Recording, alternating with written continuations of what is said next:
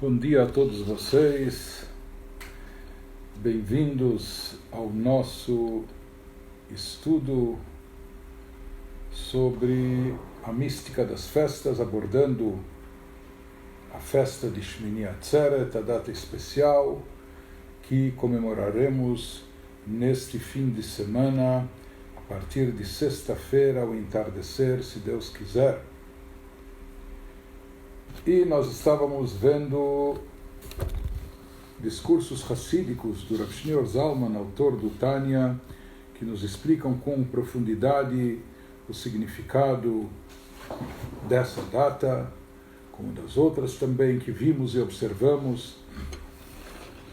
Então, em sequência ao que estávamos vendo anteriormente, nós estávamos comentando a relação de Shmini Atzeret com Haftarah, com o trecho dos profetas que é lido nesse dia. Quando se fala do Sukkot, após a inauguração do Beit HaMikdash, do primeiro templo sagrado construído através do rei Salomão, depois de 7 dias de festa de inauguração, depois de 7 dias de Sukkot que vieram logo a seguir, no 8º dia, que era Shmini Atzeret, o rei envia o povo de volta para casa.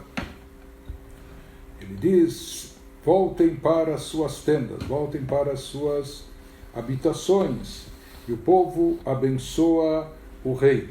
Nós estávamos explicando o sentido mais profundo desse versículo e a sua conexão com a essência de Shmini Atzeret. De fato, isso aconteceu no 8º dia, e esse 8º dia era Shmini Atzeret, era a data de Shmini Atzeret, mas qual a relação disso? Ele estava nos explicando que aqui o rei se refere também ao rei de todos os reis, a Deus, e que no dia de Shmini Atzeret se encerra um longo período de festividades, celebrações, um grande período de elevação espiritual que nós tivemos nas últimas semanas, com datas especiais, mitzvot especiais, e tudo isso num crescente foi nos levando a um nível muito elevado de espiritualidade.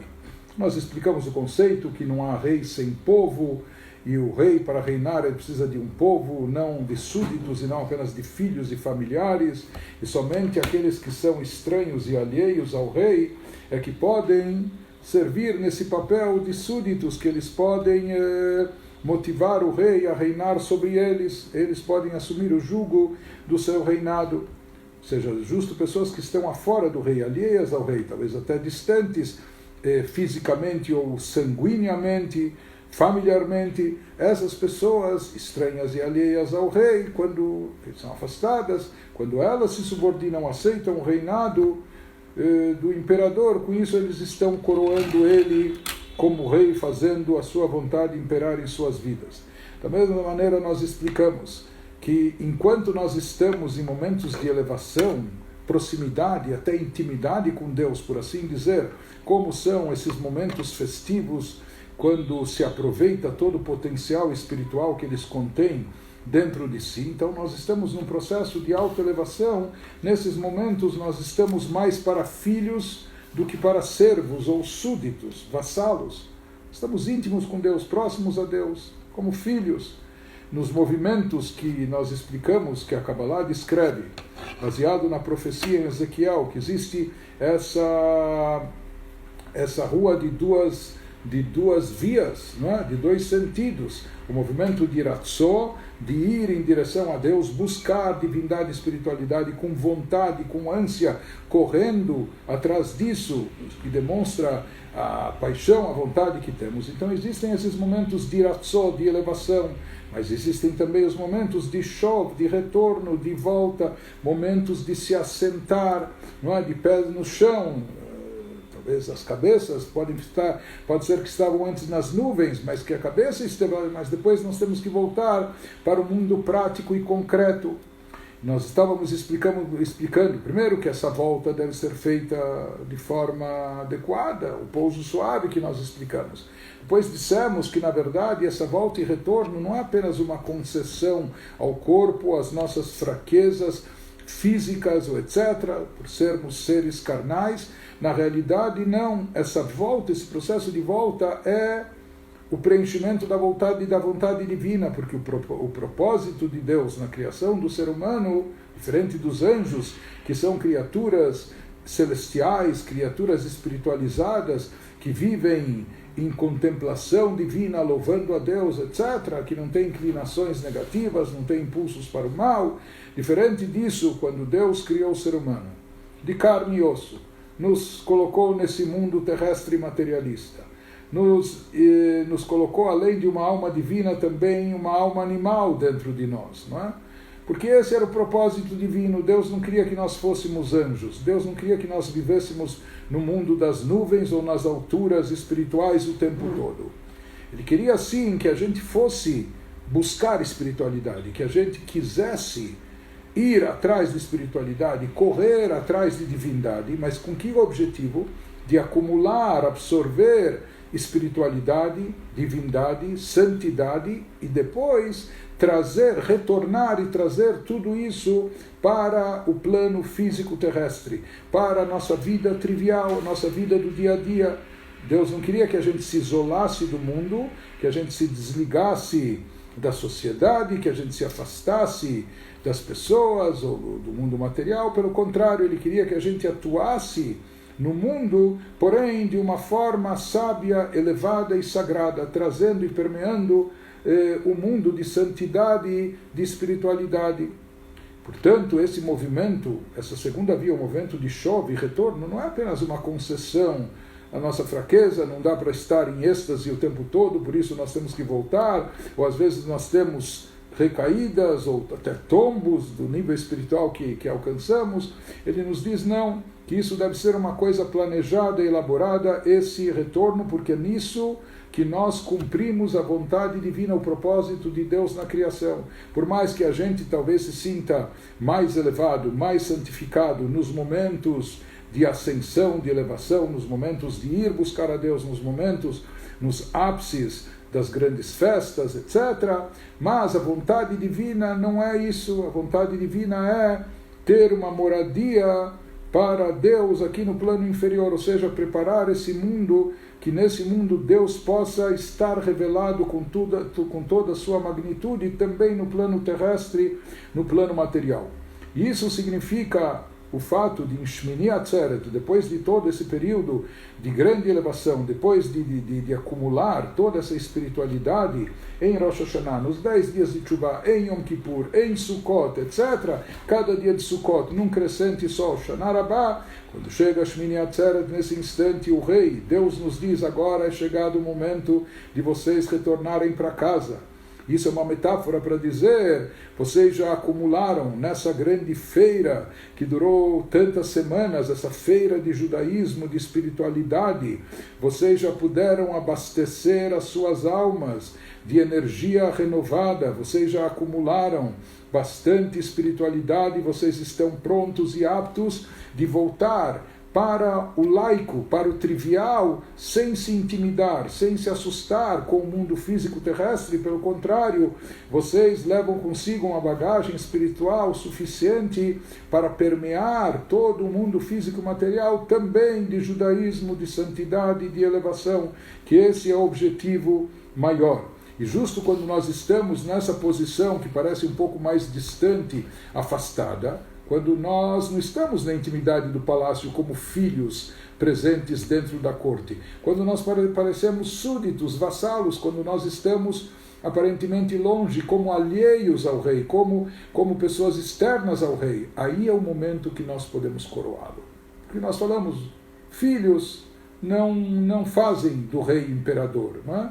Quem faz do rei imperador? Justamente aquelas pessoas que estão longe dos olhos do rei, que eles poderiam talvez agir de forma distinta da vontade real, mas quando mesmo assim, mesmo estando longe, eles se subordinam à vontade do rei, com isso eles estão coroando o rei, com isso eles estão aceitando o jugo do seu reinado e coroando o rei como imperador. Então, como a gente explicou, na verdade, Deus reinar é algo até que não faz tanto sentido, porque Deus está acima de tal forma, de maneira infinita e ilimitada, acima das criaturas, né, que para ele, vamos dizer, pouco importaria, mas ele nos dotou de livre-arbítrio, ele nos criou o ser humano com a possibilidade até de optar por algo estranho e contrário à vontade de Deus, de forma tal que nós, aos nossos olhos, nós parecemos distintos e afastados. Na verdade, isso não procede, isso não é real, porque todas as criaturas, incluindo nós não somos autossuficientes, não temos, portanto, por que ser prepotentes, nós somos completamente dependentes de Deus. Nós não temos a mínima autonomia, nós dependemos de Deus para a nossa vida, para a nossa existência. Para cada vez que nós respiramos, nós precisamos de Deus. Portanto, nós estamos na mão dele. Só que o problema é que aos nossos olhos, nós nos sentimos autônomos, eu sou dono de si, assim a gente imaginava, e agora até o mundo, a situação está mostrando o quanto nós somos frágeis, o quanto nós estamos na mão de Deus, o quanto coisas invisíveis, pequenininhas, etc., podem abalar todo o nosso mundo, todo o nosso universo, toda a humanidade, paralisar o mundo literalmente. Mas vamos falar de coisas boas e alegres em Sukkot. Mas, de qualquer maneira, esse é o contexto que o Rav Shneur Zalman estava nos explicando, o significado mais profundo do rei enviar o povo, os súditos, para casa, ou seja, depois de toda essa festividade, depois de toda essa espiritualidade, agora é o momento de retornar cada um aos seus afazeres para permeá-los de kedushá, de santidade, de elevação. E o povo, nesse instante, vai varhu et hamelech, eles abençoam o rei. E como a gente explicou que a palavra, o verbo levarech, em hebraico, significa abençoar, mas lehavrich, a mesma raiz etimológica do verbo abençoar, também pode ser lido um outro verbo, lehavrich, que significa trazer algo de cima para baixo. Quando você coloca um ramo de uma planta, de uma folha, fincando uma nova raiz, trazendo isso de cima para baixo. Então se fala que esse é o sentido mais profundo místico, o efeito das brachot, das bênçãos que nós pronunciamos, que quando nós pronunciamos as bênçãos, por exemplo, antes da realização de mitzvot, antes de cumprir um preceito, com isso nós estamos trazendo de cima para baixo, estamos atraindo uma energia divina inédita, uma força divina, um fluxo divino aqui para o plano terrestre. E ele nos explicou como nós nos mantemos ligados a Deus, qual é a fórmula, qual é a receita para estarmos, mesmo durante o nosso dia a dia, mesmo durante as atividades laicas, mesmo durante a nossa vida trivial, com nossa agenda regular, como podemos estar e permanecer ligados a Deus? Ele falou através do estudo da Torá. Conforme o Zohar descreve o estudo da Torá como um grande beijo entre Deus e Knesset Israel, e a comunidade, as almas de Israel. Beijo expressa intimidade, proximidade e intimidade, mais do que o abraço. Assim também na linguagem poética e metafórica do Shir Hashirim, do Cântico dos Cânticos, quando o noivo diz Ishakeini mineshikot piu, a noiva fala que ele me beije com os beijos da sua boca, e que isso representa a palavra de Deus, aquilo que sai da boca de Deus, entre aspas, ou seja, a palavra divina, conforme está expressa na Torá, e mais ainda na parte profunda da Torá. Depois ele nos explicou também que por esse motivo aqueles que se dedicam ao estudo da Torá são aqueles considerados os obreiros, aqueles que estão construindo e consolidando o mundo. Ou seja, eles,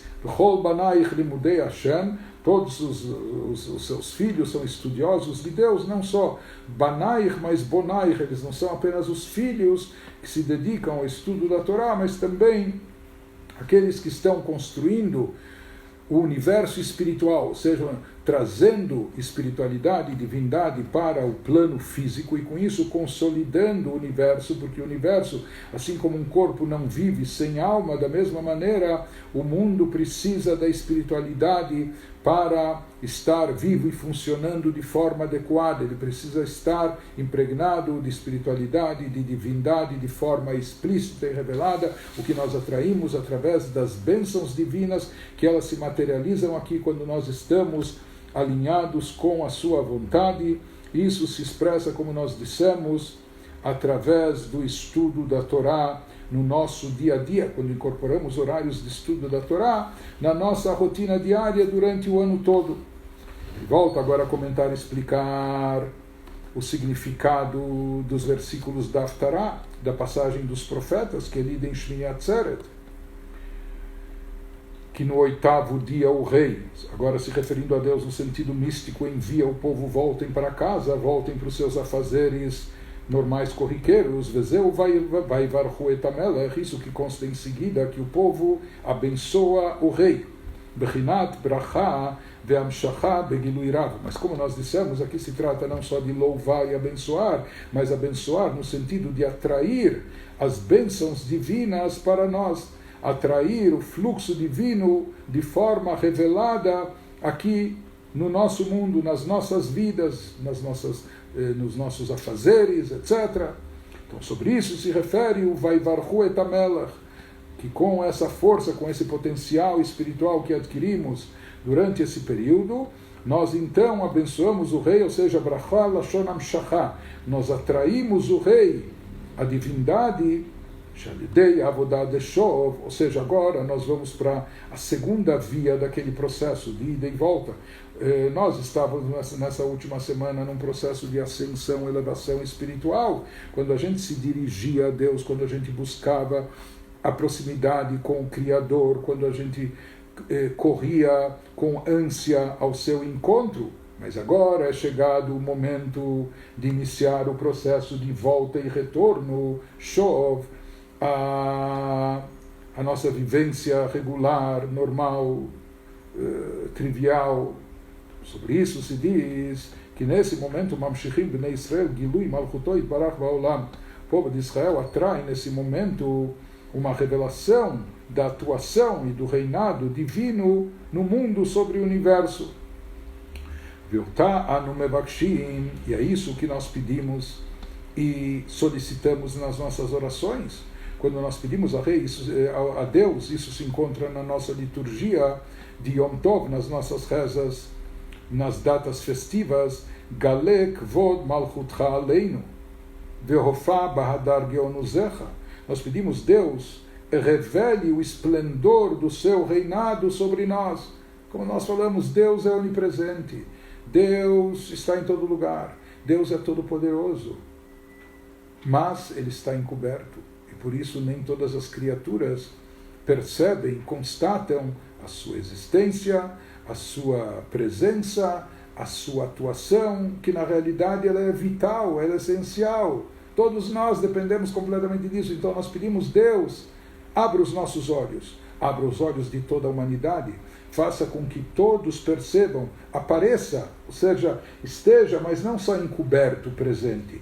Verofá, Ofá Bahadar Geonuzecha, mostre-se, apareça e demonstre, deixe o seu esplendor, todo o seu esplendor, todo o seu poderio, todo o seu poder aparecer de forma evidente para todas as criaturas. Daí o mundo vai ser diferente, quando todos perceberem a presença e a atuação de Deus. Então isso que nós pedimos, Galek Vod Malchutcha, revele o esplendor do teu reinado, e Vehofa Bahadar Geonuzecha, e apareça com todo o seu esplendor, toda a sua beleza. Ele fala, Vehofa Lashon Zricha Veheara Beitgalut. Ele diz, esse aparecer, esse resplandecer, surgir, significa brilhar, como o sol que surge no horizonte na hora do nascer do sol, como o sol que começa a brilhar, os raios do sol que começam a brilhar no horizonte, clareando o céu, clareando o mundo. Da mesma maneira, nós pedimos a Deus que o brilho, a sua luz divina apareça de forma revelada e explícita.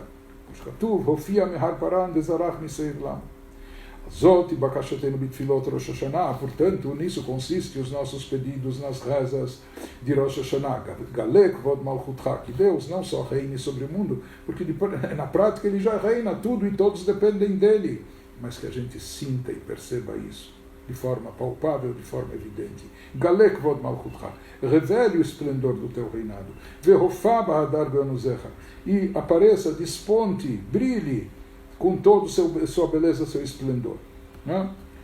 E ele nos fala, Vezeu vayelchu leaholeihem, e de fato depois está escrito na sequência dos versículos do profeta, que todo o povo retorna para suas habitações, para suas tendas. O Rav Shimon Zalman não fala disso aqui, mas o nosso Rebbe traz em algumas sichot, em alguns pronunciamentos, que na Torá às vezes se fala quando voltam para suas habitações, voltaram para suas casas, batim, mas aqui ele fala que voltaram para suas tendas, aholim, ohel é tenda. E há explicações na Hassidut que falam que, de certa forma, às vezes o ser humano tem que perceber, isso é um ensinamento da festa de Sukkot, quando vamos habitar em cabanas, comer nas choupanas, etc. Temos que saber que nossa vida, nossa passagem aqui por esse plano terrestre é algo provisório, é algo temporário, não é algo definitivo. Aqui, assim como uma tenda, num camping, a pessoa vai acampar de vez em quando, não é? Ou ele vai numa tenda, mas a tenda é uma habitação frágil, porque ela é por uma noite, ou por outra, ou por um período, por alguns dias, é algo temporário, passageiro. De certa forma, aqui nós podemos dizer, quando o versículo fala que os Yehudim voltam para suas habitações, para suas tendas, ou seja, que eles estão voltando para a vida terrestre, para o mundo físico, material, etc., é claro, rezando todos os dias, cumprindo as mitzvot, falando Teirim, estudando o Torá, mas voltam para a sua vida corriqueira, a maior parte do dia dedicada aos afazeres de ordem física material.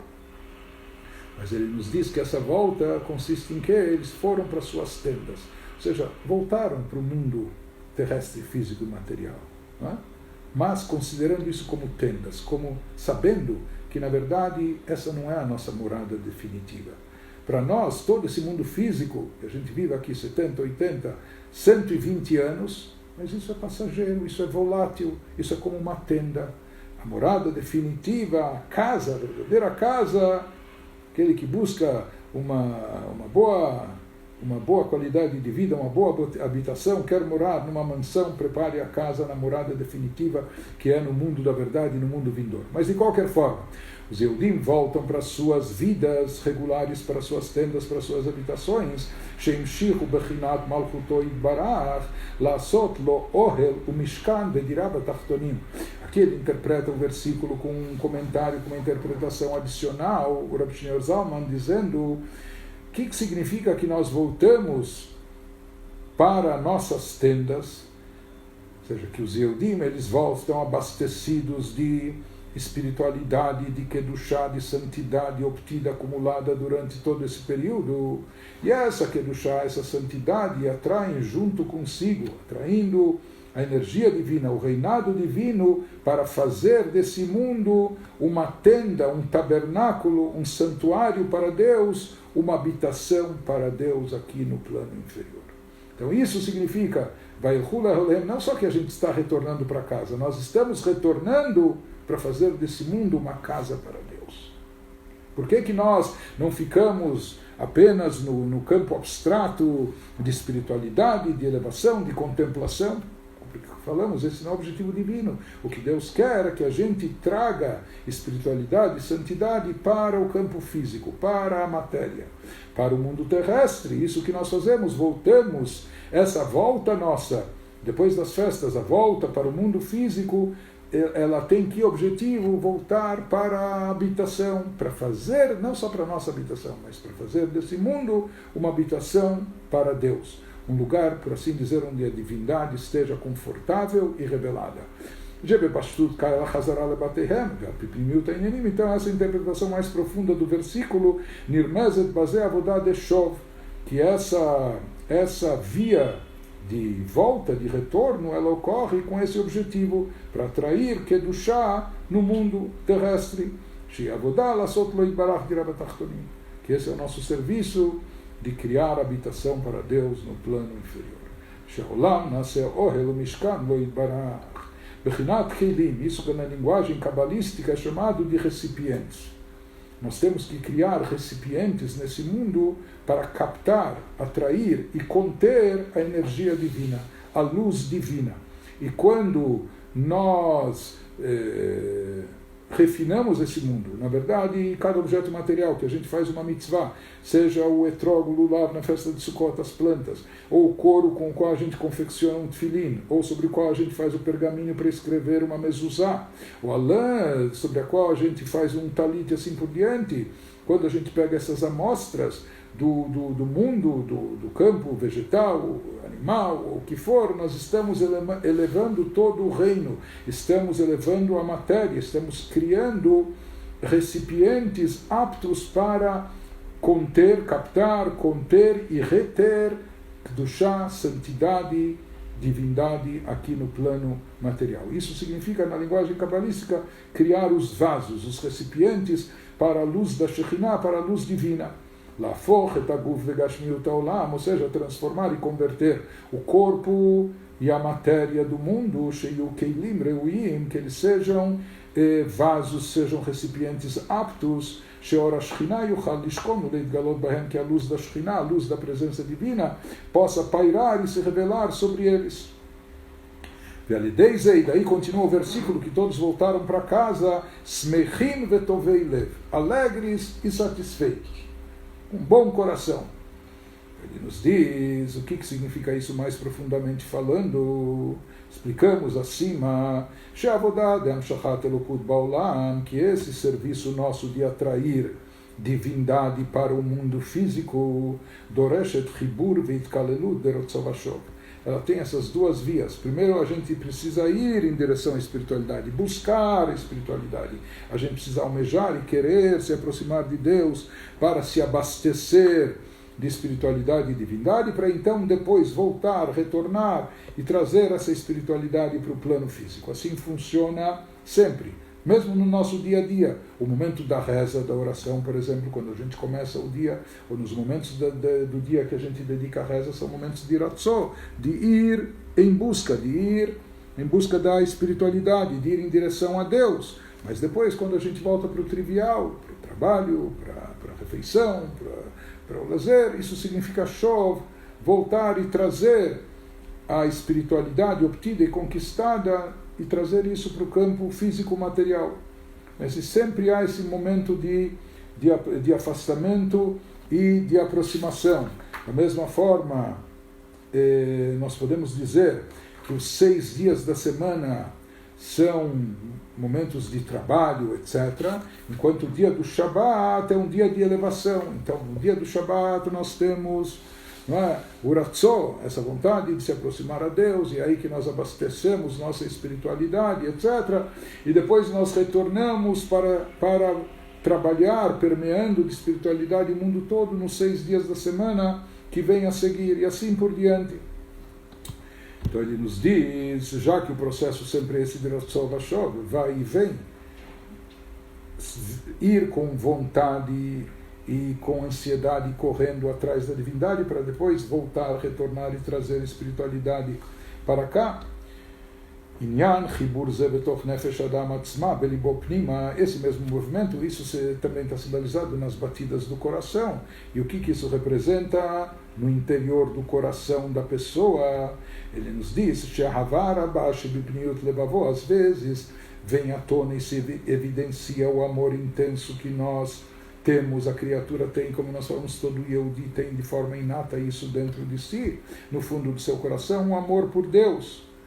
O objetivo é que isso lot ishaer beatzmutah, que isso não fique apenas encoberto lá no fundo do coração, esse amor a Deus, sheaz nikret chosher, porque senão está lá, mas é como está obscuro, está oculto, escurecido. Ela tzricha le'air et chaye adam, o objetivo é que esse amor se manifeste e se revele, venha à tona de forma que ilumine toda a vida da pessoa, trazendo significado, conteúdo, também alegria, em tudo que a pessoa faz sentido, que a pessoa sinta, eu estou aqui porque eu tenho uma missão importante, a minha vida faz sentido, tem significado, tem um objetivo, eu sou um emissário, Deus me confiou uma missão para realizar, né? Então que a pessoa traga esse amor à tona, revelando e revele isso em todos os aspectos da sua vida.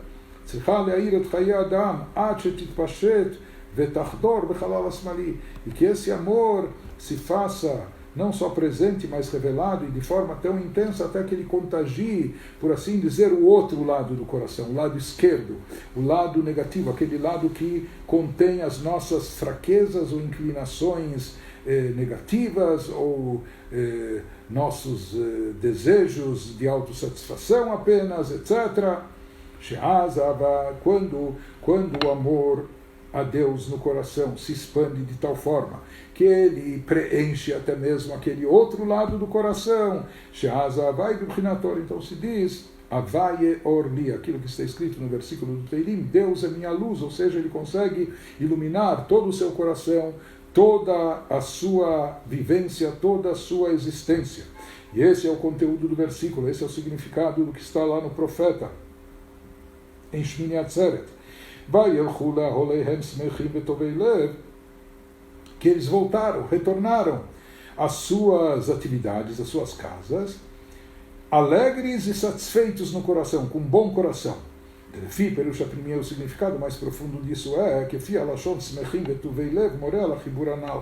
Perush, que significa alegres e de bem com a vida, de bem com o coração, com um bom coração. Ele explica, eles estavam alegres porque, como nós vamos estar em Shmini Atzeret e vamos levar isso conosco para o resto do ano, seja, quando se revela esse amor profundo nosso por Deus, que é um amor suprarracional, é um sentimento poderoso. Existe um amor a Deus, como está escrito na própria Torá, ame a Deus porque Ele é a tua vida. Às vezes a pessoa se conscientiza, Deus é minha vida, Deus é a fonte da minha vida, eu dependo dEle, eu preciso dEle. Então, esse é até um motivo racional e lógico por que eu devo ser grato a Ele, por que eu devo prezá-lo, por que eu devo amá-lo. Mas aqui é um amor ainda, de certa forma, filtrado pelo intelecto, limitado pela lógica e razão. Existem, porém, sentimentos que são muito mais fortes e intensos, que eles transcendem a lógica e a razão. E às vezes, pelo contrário, mesmo quando não haja lógica e razão, quando talvez pela lógica há motivos que indiquem afastamento, distanciamento, etc. Mas o sentimento é tão forte, a pessoa quer, ama, deseja, que mesmo contrariando toda a razão, isso é uma coisa acima, um sentimento muito intenso que está acima da razão. Então ele nos diz, essa alegria que está expressa em Shmini Atzeret, aqui no versículo, ela reflete o amor intenso da faísca divina presente dentro de nós. A Shochen Bipnimiut Nekudat Alev, que está no fundo do nosso coração, que ela vem à tona depois de todas essas semanas intensivas de serviço a Deus, de espiritualidade e elevação. E essa é uma emoção, é um sentimento que está acima da lógica e da razão.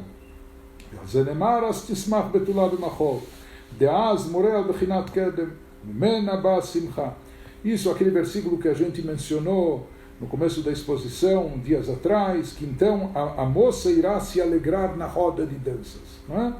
Então ele diz que essa alegria, ela indica esse nível elevado do amor profundo que se revela e se manifesta, etc. E isso traz a expressão e manifestação desse amor, traz consigo a grande alegria. Interessante que lá no versículo está escrito e então, naquele momento, irá se alegrar a donzela, a moça.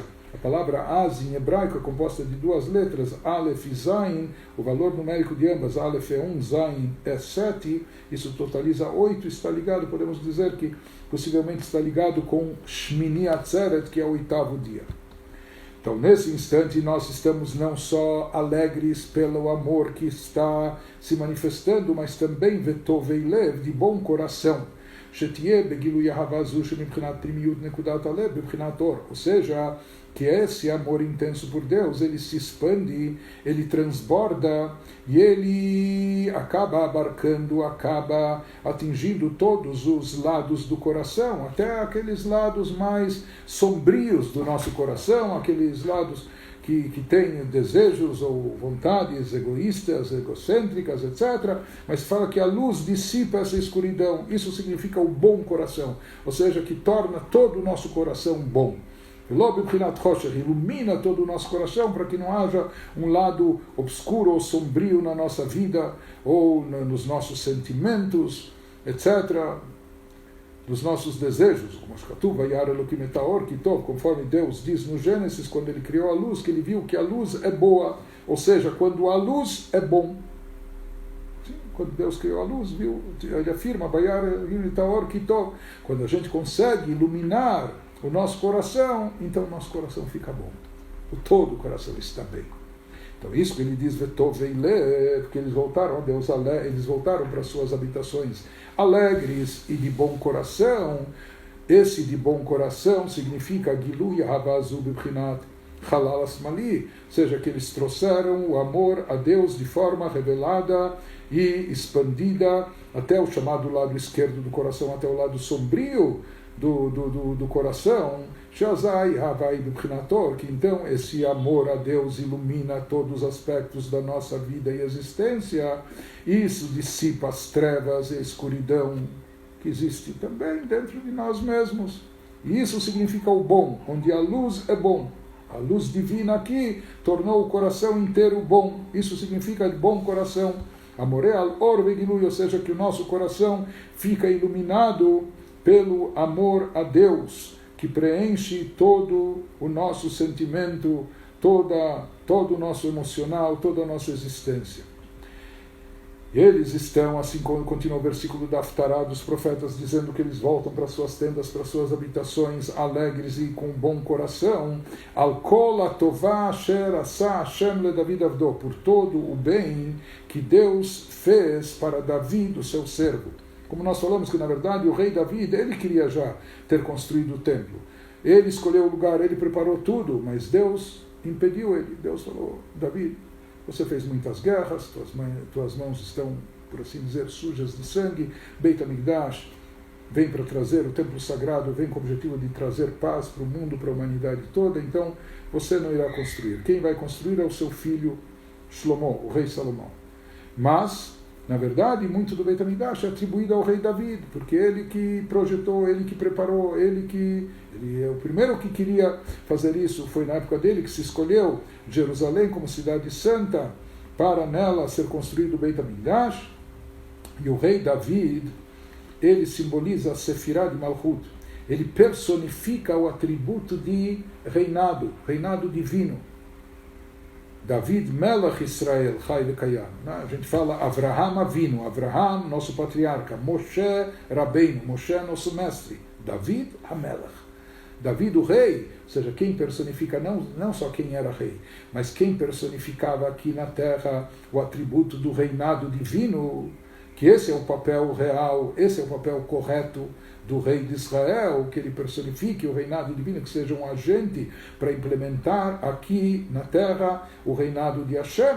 Então, David Hamelech, o rei David, fez isso, por isso ele personificava esse atributo divino. Então, isso que ele nos explica o significado mais profundo da sequência do versículo, que todos estavam satisfeitos pelo bem que viram que Deus faz com David, seu servo, e para com todo o povo de Israel. David Avdo, aqui o conceito de David, seu servo, mencionado no versículo, David é Melech Israel, o rei de Israel. Como nós falamos, isso, ele personifica a Sefirah de Malchut, o conceito de reinado de Deus. O Gilui Midat Malchuto Yitbarach Ba'olam, através de David Hamelech e dos reis dignos e bons que tivemos, porque nem todos os reis foram dignos e bons, mas através dos bons e dignos reis que tivemos, eles trouxeram a revelação do reinado divino aqui no mundo. O que é Dua Shazei Inyan Malchut Beisrael, conforme é sabido nos nossos livros, que esse é o objetivo, ou seja, a questão de nomeação de rei. O rei em Israel, né? Monarquia judaica ou bíblica, não era um rei apenas para governar o povo, para conduzir as guerras ou para imperar sobre todos, etc. Mas o objetivo espiritual mais profundo do reinado consistia que o rei, com a sua atuação, ele colocasse, de forma até a impor o reinado divino sobre todos aqui na terra.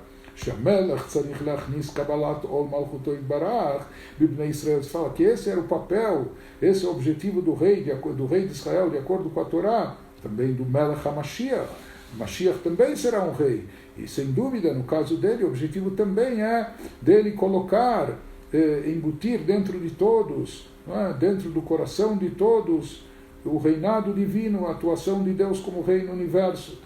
Então, essa é a função, esse é o papel do rei de Israel, de acordo com a Torá, Lachnis Kabbalat Ol Malchuto Yitbarach B'nei Israel, embutir, colocar dentro dos filhos de Israel o conceito de subordinação, de aceitar o jugo divino, o jugo do reinado divino, fazer isso em todo o povo de Israel. Então, quando o rei desempenha esse papel e quando ele é bem sucedido, isso significa que ele consegue colocar no coração de todos, de forma profunda, de forma íntima, esse sentimento de subordinação a Deus. Kabbalat ol Malchuto Yitbarach. Então todos estavam aqui felizes e satisfeitos, com um bom coração, com um coração íntegro, voltado a Deus, também pelo benefício que Deus fez para David, seu servo, ou seja, eles viram, todos estavam sentindo aqui uma plenitude especial, ou seja, que Deus, com Beit HaMikdash, naquele instante, com o templo sagrado, através do rei Salomão, etc., mas Deus trouxe todo aquele bem que Deus estava fazendo através de Davi, do seu servo. Davi era um rei, mas não era por isso que ele era arrogante, orgulhoso, altivo, etc. Pelo contrário, ele se sentia um servo de Deus. Ele sabia que se ele era rei era para servir a Deus, servir o povo e, como nós falamos, trazer o reinado divino, trazer a vontade de Deus para dentro dos corações de todo o povo. Então aqui o povo inteiro voltou de bem, satisfeito por todo o bem que Deus fez para Davi, do seu servo, ou seja, Davi foi bem sucedido. O objetivo dele, que era imbuir todos nós de divindade, de espiritualidade, de santidade, foi obtido aqui com o Beit HaMikdash. Então ele nos diz, o Lei Israel amou todo o benefício que Deus fez não só para Davi, que o seu objetivo, sua missão foi realizada, mas também para o seu povo Israel. Shehen banaich bonaich kanal.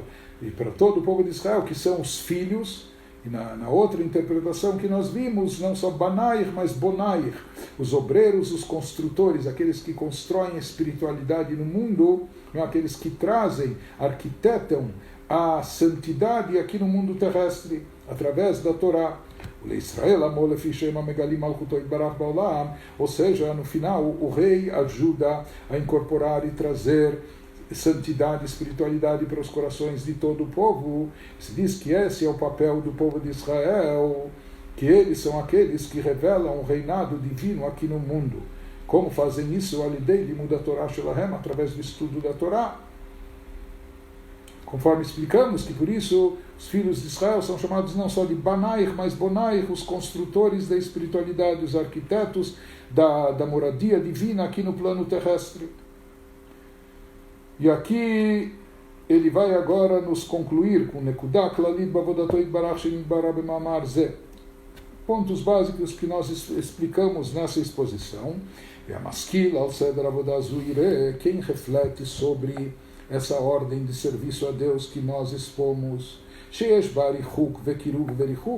ou seja, existem momentos que parece que há um afastamento, distanciamento, como falamos, o momento de Rosh Hashanah, austeridade, rigor, severidade, juízo, julgamento, etc.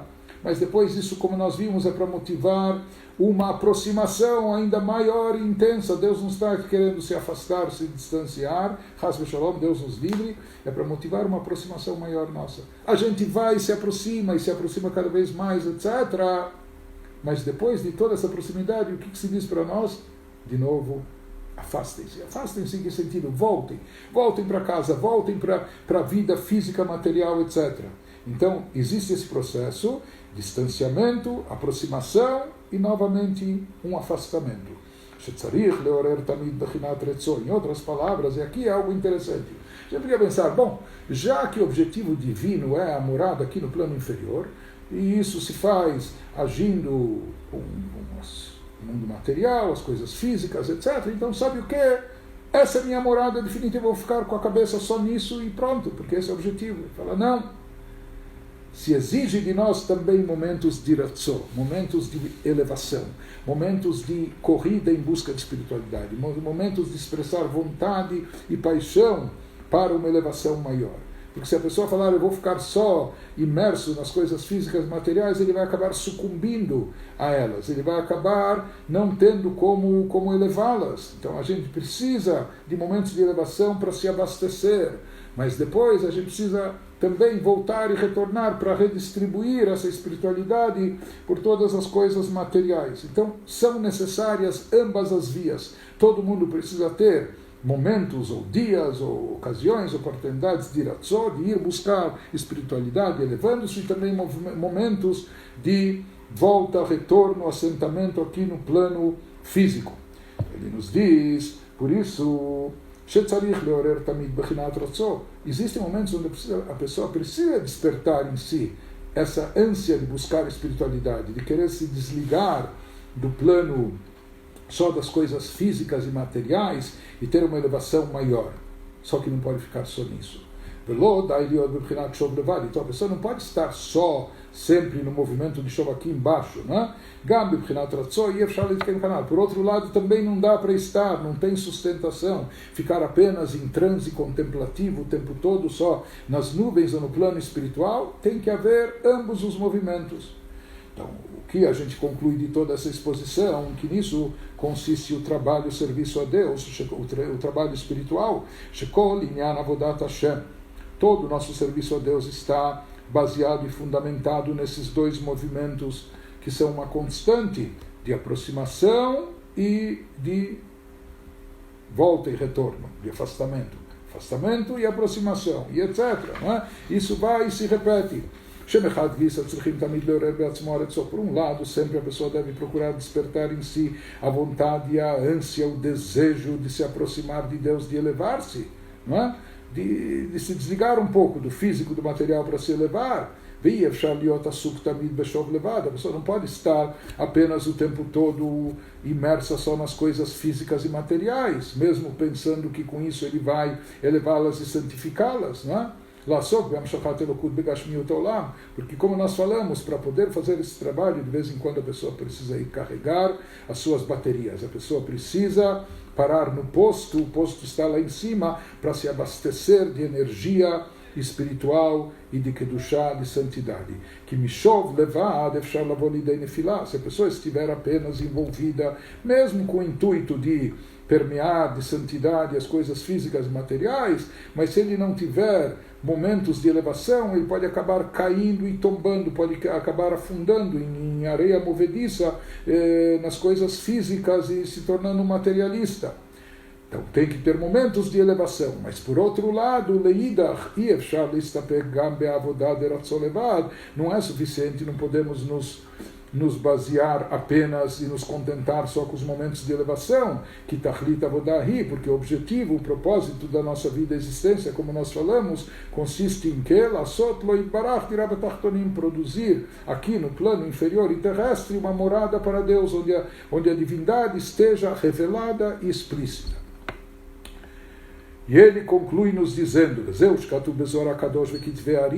isso que consta nos livros de Kabbalah, no Zohar e nos escritos do cabalista luriânico, Rabbi Yitzhak Luria, há um conceito na Kabbalah que, por vezes, Deus e o povo de Israel estão em alinhamento facial, estão voltados para si, cara a cara, face a face. Porém, existem outros momentos onde sempre há proximidade, mas existem momentos, leitim bibchinat achor beachor, onde eles estão próximos, mas nuca a nuca. Parte que está exposto é como se fosse a parte de trás e não a da frente. O leitim yoredet netzrei briah etzirasia. Então ele diz, baseado em tudo que a gente falou, existem momentos de ratzon, de elevação, etc. É quando a gente se encontra, por assim dizer, cara a cara com Deus. Existem momentos de aparente distanciamento, afastamento, chove, retorno, onde a gente se sente mais afastado, como se a gente estivesse de costas, e ele também de costas para nós. Esse é o significado daquilo que o Zohar E a Kabbalah luriânica nos diz, Al-Ma'amad Knesset Israel Makadosh Baruch Hu, Lifamim Bibchinat Panim Bipanim, que às vezes estamos alinhados cara a cara e às vezes parece que estamos mais afastados. Ou seja, há momentos que nós estamos em elevação, como nos momentos das grandes festas, nos momentos de inspiração, nos momentos de mitzvot especiais, etc. E há momentos que parecem mais cinzentos na nossa vida espiritual, inclusive esse período que vem depois das festas, porque para alguns até essa volta à rotina, em termos judaicos e espirituais, parece até um pouco melancólico. Mas como a gente diz, esse é o objetivo, essa é a proposta de Deus, essa é a vontade divina, que a gente faça da nossa vida corriqueira, da nossa vida normal, do nosso mundo terrestre, das atividades de cunho material, das coisas físicas, que disso a gente faça santidade, disso a gente permeie com Kedushá, com judaísmo, com santidade, com espiritualidade, com divindade. Então, essa é a mensagem de Shmini Atzeret, é o preparo para a volta e o retorno.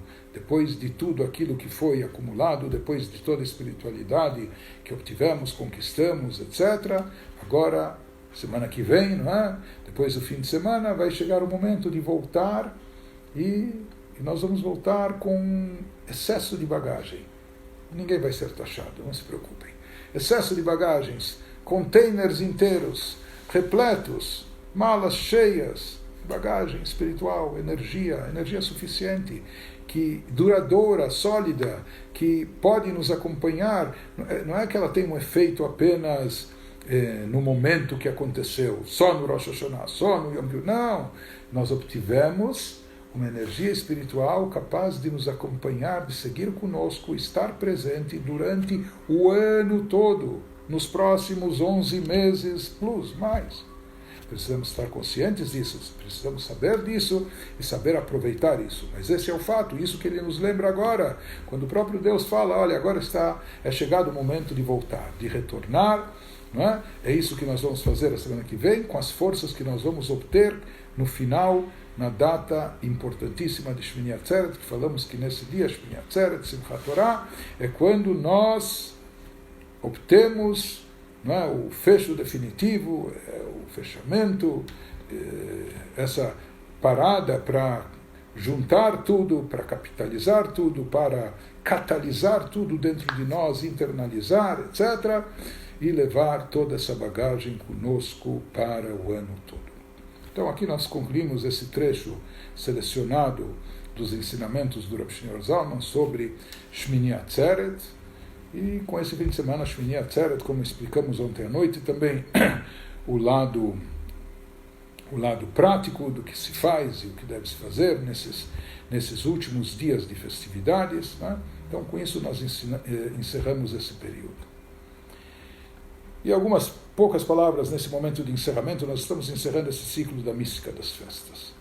Estava observando que num período de cerca de 7 semanas, desde o início do mês de Elul, quando a gente iniciou esse ciclo da mística das festas, a mística de Elul, a mística de Rosh Hashanah, a mística de Yom Kippur, a mística de Sukkot, a mística de Shmini Atzeret, etc., e com os ensinamentos práticos que a gente procurou trazer a respeito de como celebrar cada uma das festas, etc.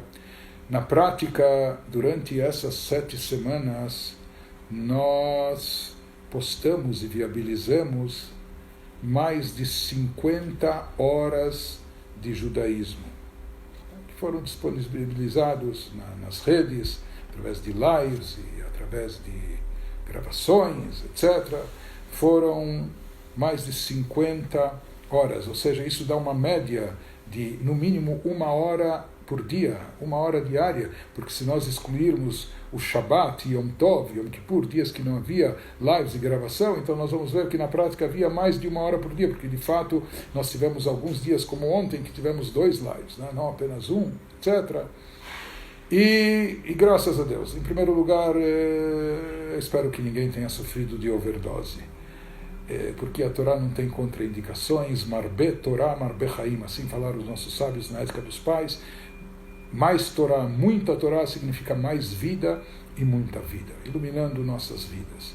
E nós procuramos, ao decorrer de todas essas semanas, ser fiéis à nossa proposta.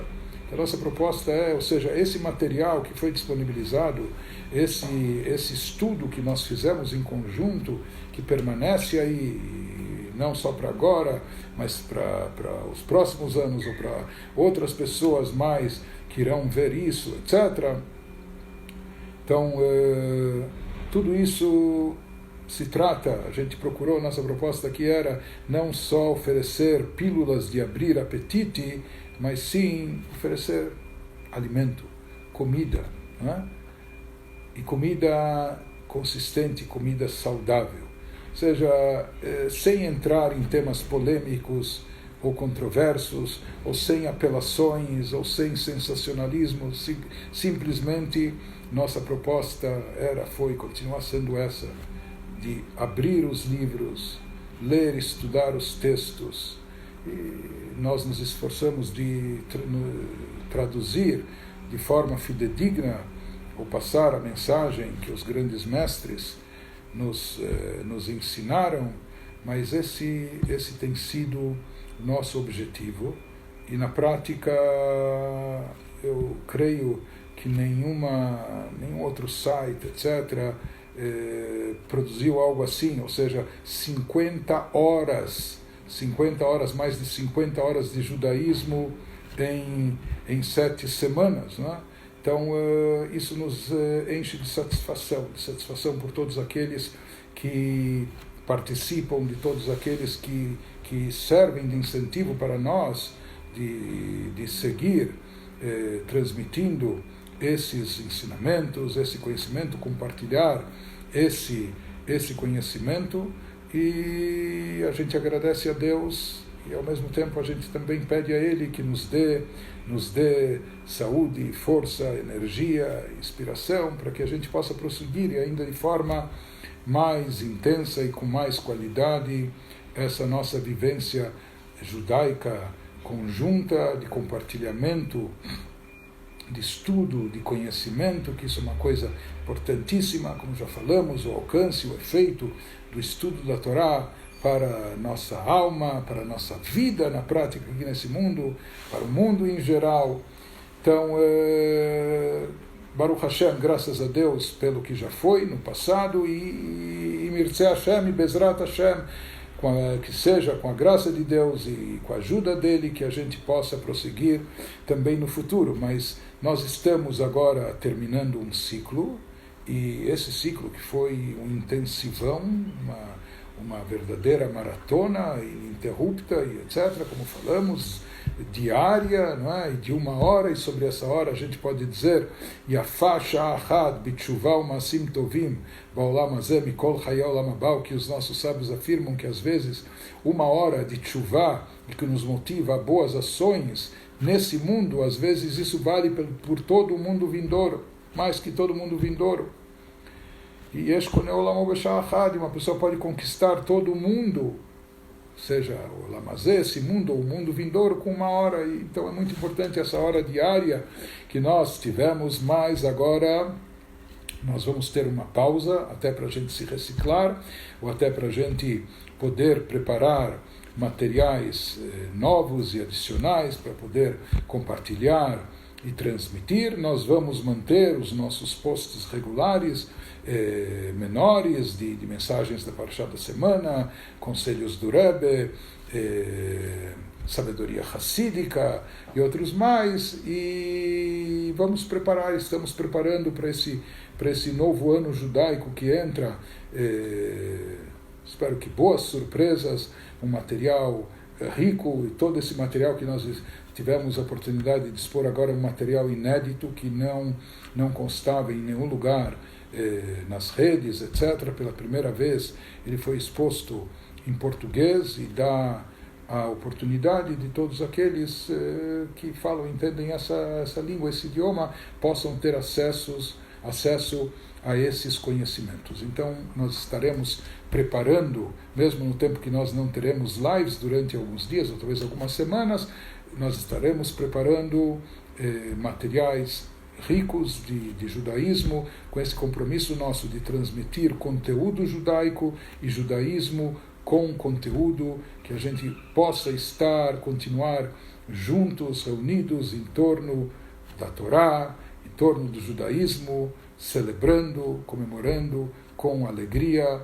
Então, desde já para vocês, um Shabbat Shalom, um Chag Sameach. Aproveitem muito bem esse fim de semana celebrando o Shmini Atzeret, Simchat Torah, e atraindo com essa alegria dessa data tão significativa, alegria e todas as bênçãos que podemos para o ano todo, conforme dizem os nossos livros, que nessas 48 horas desse fim de semana vamos atrair todas essas bênçãos. Shabbat Shalom, Chag Sameach a todos e muito obrigado.